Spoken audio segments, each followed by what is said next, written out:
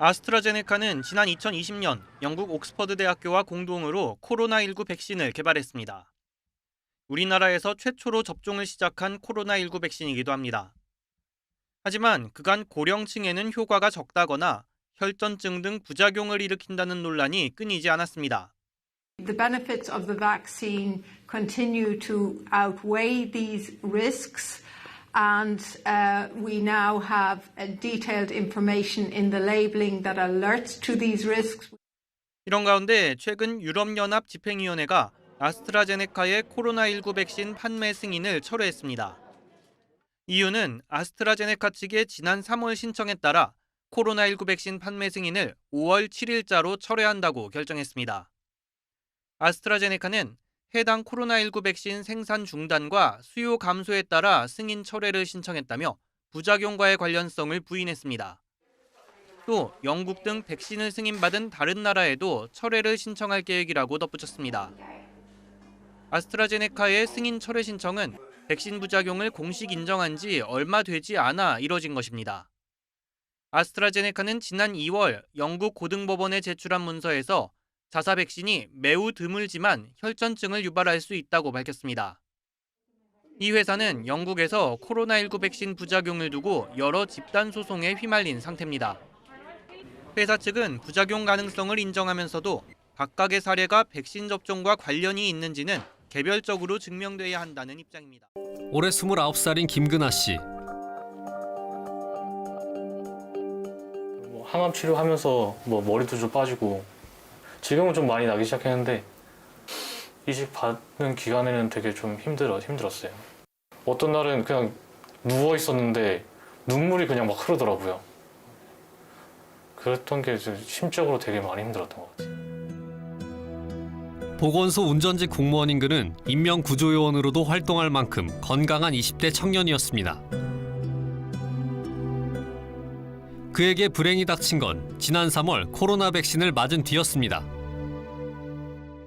강제적으로 의무 사항이다라고는 하진 않았는데 제가 확진자를 이송하다 보니까 당연히 이제 백신을 맞아야 됐었죠. 3월 달에 제가 접종을 했으니까. 그래서 아스트라제네카 백신을 접종했어요. 대체 무슨 일이 있었던 걸까? 접종 4일 만에 얼굴과 접종 부위에 붉은 반점이 생겼다는 근아 씨. 그날 밤에 오한이 오고 다음 날엔 감기 몸살 증세, 근육통 이런 경미한 증상이 있다가 3일 후에 이제 갑자기 저녁을 먹고 나서 구토를 하게 됐어요. 근데 구토를 하고 난 후에 얼굴이랑 접종 부위에 붉은 반점이 생기더라고요. 그가 받은 병명은 재생불량성 빈혈.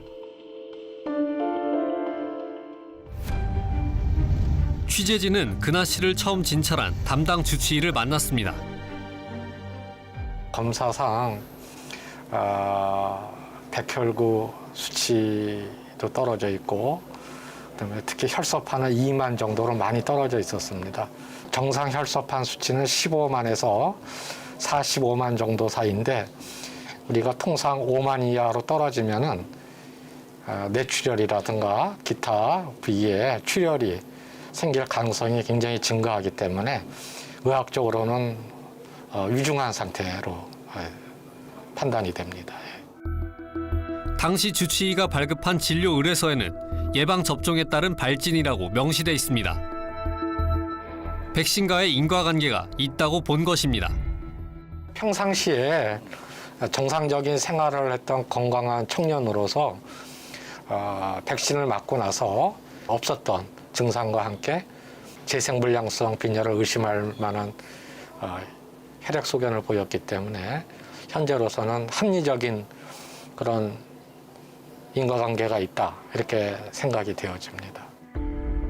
그러나 질병관리청의 판단은 달랐습니다. 질병청은 증상 발현이 너무 빠르고 종합적으로 판단할 때 인과성이 인정되기 어렵다고 한 겁니다. 질병청은 다른 이유 때문일 가능성이 더 높다고 했지만 그게 뭔지는 전혀 설명하지 않았다고 합니다.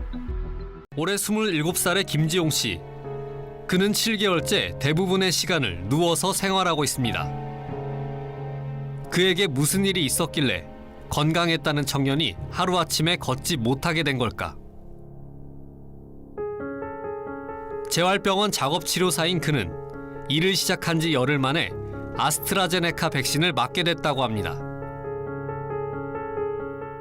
22일 날 취직을 했는데 3월 4일 날 아스트라제네카 백신을 맞게 됐다는 거예요.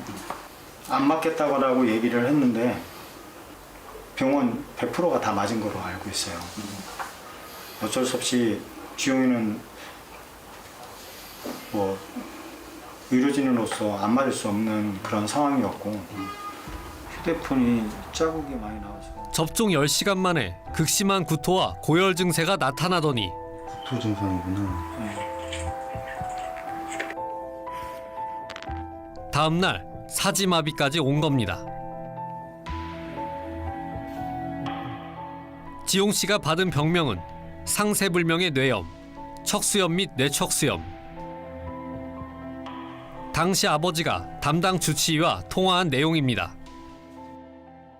세 달에 조금 평상시 근력에 비해서는 한 7, 80% 정도 떨어져 있어요. 그런 문제가 전혀 없었고 충분했는데 백신을 맞았고 그게 이제 오후에 부작용이 확실하게 분명히 있었기 때문에 혹시 그 연관돼서 지금 뭔가 아닐까 추정을 이제 하고 있는 상태로. 병원 측 진단서에는 백신과의 연관성에 대해 검토가 필요하다는 내용이 적혀 있습니다.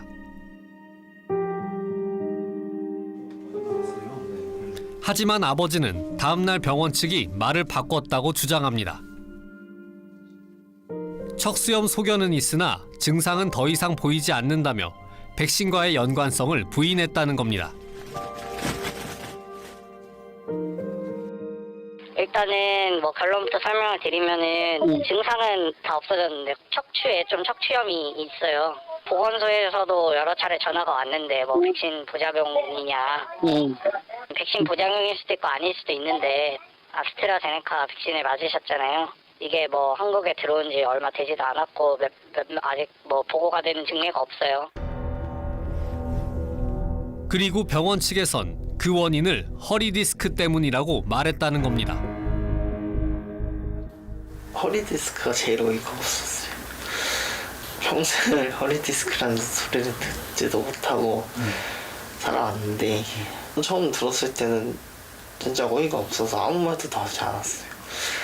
화도 나지 않았어요. 진짜 많이 아픈 사람을 앞에다 두고 그런 말 한다는 게 솔직히 말해서 안 되는 거잖아요.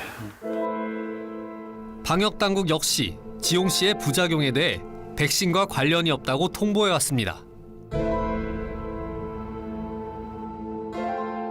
질병관리청이랑 신경과 교수님들, 뭐 다른 감염내과 교수님들 이렇게 한 50명 가까이 증상 발현한 게 이상 반응이 있는 게 관련이 있는지 없는지를 좀 평가를 했거든요.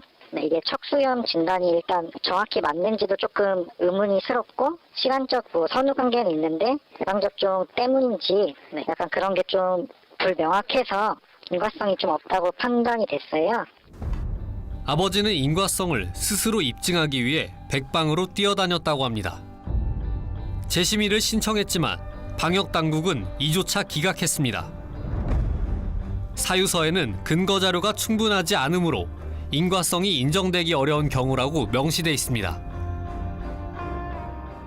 너무 답답하고 언제까지 저렇게 안 아파갖고 걸을 수 있을까 그것도 걱정되고 뭔 얘기만 하면 다 이렇게만 하니까 정말 안전히 나올 수 있는 희망 그걸 우리한테 줘야 되잖아요. 이게 건강했던 애가 어떻게 저렇게 되냐고요. 국민의당 안철수 대선 후보는 문재인표 방역 패스가 비과학적이고 비합리적이라고 비판했습니다. 안 후보는 SNS를 통해 방역은 정치가 아닌 과학으로 접근해야 한다며 자영업자 영업시간 제한을 철폐하고 소아 청소년에 대한 백신 패스를 보류하라고 밝혔습니다. 특히 백신 패스를 적용하며 영업시간을 제한하는 것은 모순이라며 저녁 9시 모든 식당이 문을 닫아 지하철에 사람이 들어차는 것을 분산시키는 것이 더 효과적이라고 지적했습니다. 이 백신 부작용 문제를 그냥 빼고 넘어갈 수가 없는데 지금 외국에서 그 백신 부작용 사례가 보고되면서 그 우리나라에서도 부작용에 대한 책임 보상 문제가 발생할 수 있을 것 같습니다. 그 외국 제약사들이 부작용 책임을 면제해달라고 요구하는 상황에서 국내 보상 제도가 제대로 갖춰져 있느냐 이런 우려도 많고요. 보상 대상으로 선정되기도 쉽지 않고 보상 액수도 적고 뭐 시간도 오래 걸린다 이런 얘기인데 이러면 접종해야 되냐 말아야 되냐 국민 불안이 가중될 것 같습니다. 이런 불안 어떻게 해소하실 건지 또 관련해서 부작용에 대한 안전 장치를 어떻게 마련하고 계신지 말씀 부탁드립니다. 예, 우선은 그 문제 때문에 그 방역 당국이 백신을 도입하는 그 계약을 체결함에 있어서 대단히 신중했다는 말씀을 드립니다. 처음으로 개발되는 백신이었고 보통은 10년 이상, 빨라도 5년 이상 걸리는 그런 그 백신을 1년 이내 기간에 굉장히 패스트트랙으로 이렇게 개발한 것이어서 정부로서는 2차 임상 시험 결과 또 3차 그 임상 시험 결과 이런 것들을 지켜보면서 아주 신중하게 도입 대상을 판단하지 않을 수 없었고 또 아까 말씀드린 바와 같이 여러 가지 위험을 분산하는 그런 식의 조치도 취했습니다.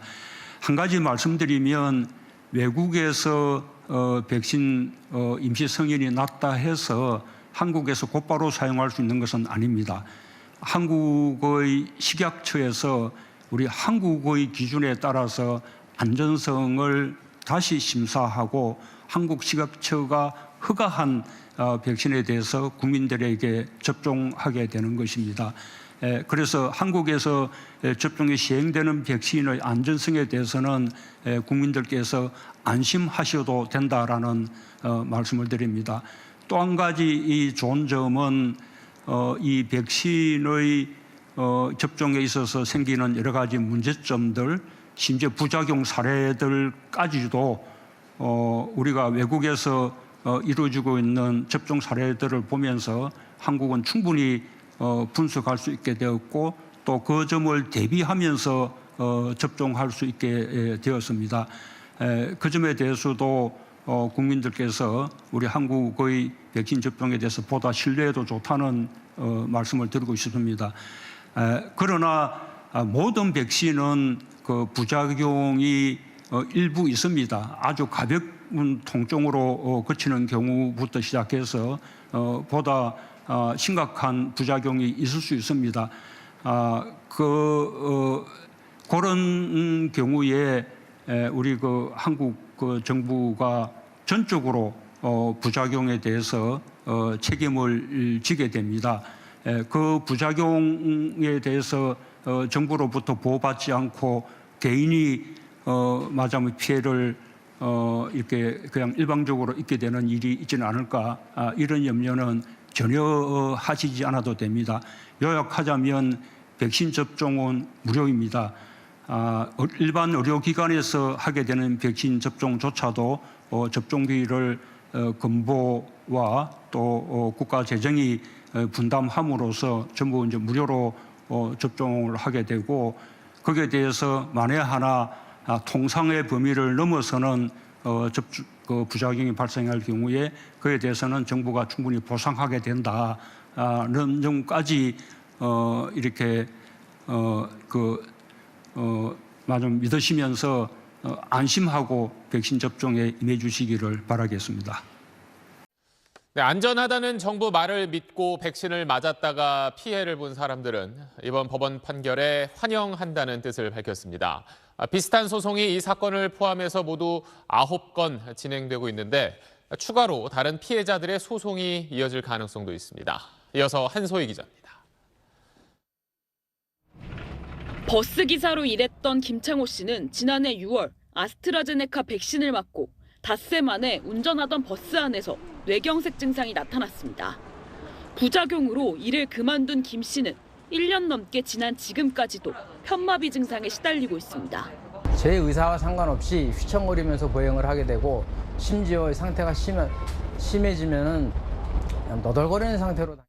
정부에 낸 보상 신청이 거부돼 이의 신청을 낸 김 씨는 이마저도 받아들여지지 않으면 소송도 불사하겠다고 말합니다. 피해자들은 지난해 1월 개인이 피해를 온전히 감수할까 걱정하지 않아도 된다고 공언한 대통령 기자회견을 기억하고 있다며 정부가 백신 피해를 인정한 법원 판결에도 항소하고 나선데 비판 목소리를 높였습니다. 인과성 없다라고 조촉 심의를 하고 있지 않습니까? 그래서 저희는 법원을 택하는 거예요. 국가 책임자 약속을 했는데도 들어주지도 않았는데. 현재 진행 중인 코로나 백신 피해 보상 관련 소송은 모두 9건입니다. 하지만 백신 피해자 단체는 피해 보상 심의 결과조차 나오지 않아 소송을 못하고 있는 사람이 더 많을 거라고 예상합니다. 2만 명이 넘게 지금 고통받고 있습니다. 전부 다 피해 보상 신청을 하다 보니 심의 결과가 120일이 아니라 300일이 넘어서 나오고 있어요. 결과가 나와야 행정소송이라도 할 거 아닙니까?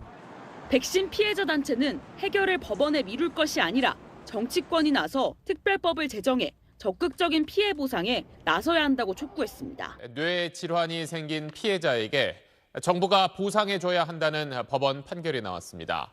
백신을 맞고 나서 어떤 증상이 생겼지만 그걸 백신의 부작용으로 인정받지 못했던 사람이 정부를 상대로 소송을 내서 이긴 건 이번이 처음입니다.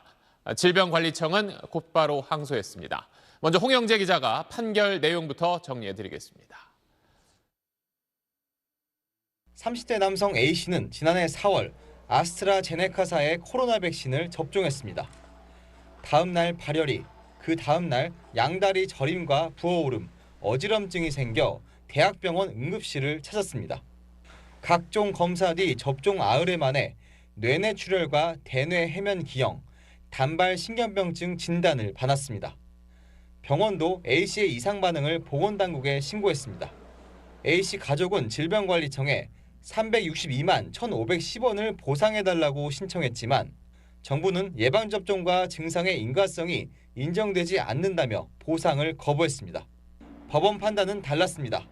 A씨 증상과 질병이 예방접종이 아닌 다른 원인에 의해서만 생겼다고 단정하기 어렵고 예방접종으로 발생했다고 추론하는 게 완전히 불가능하다고 보이지도 않아 인과관계가 있다고 보는 게 타당하다고 재판부는 설명했습니다. 접종 전까지 매우 건강했던 A씨가 접종 후 돌연 증상이 생겼다는 점도 고려했습니다. 질병관리청은 즉각 항소했습니다. 의학적 근거와 또 백신의 이상 반응 정보 그리고 여러 가지 제도적 절차에 기반해서 적극적으로 소명해 나갈 예정입니다. 재판부는 특히 예방 접종 등에 따른 피해의 국가 보상을 규정한 감염 예방법에 적용되는 인과관계의 의미도 강조했습니다. 접종과 증상 발현 사이의 시간 간격이 가깝고 예방 접종이 아닌 다른 원인으로 발생한 게 아니란 정도의 증명만 있다면 족하다는 대법원 판례를 근거로 들었습니다. 따라서 다른 재판에도 영향을 미칠지 관심이 쏠립니다.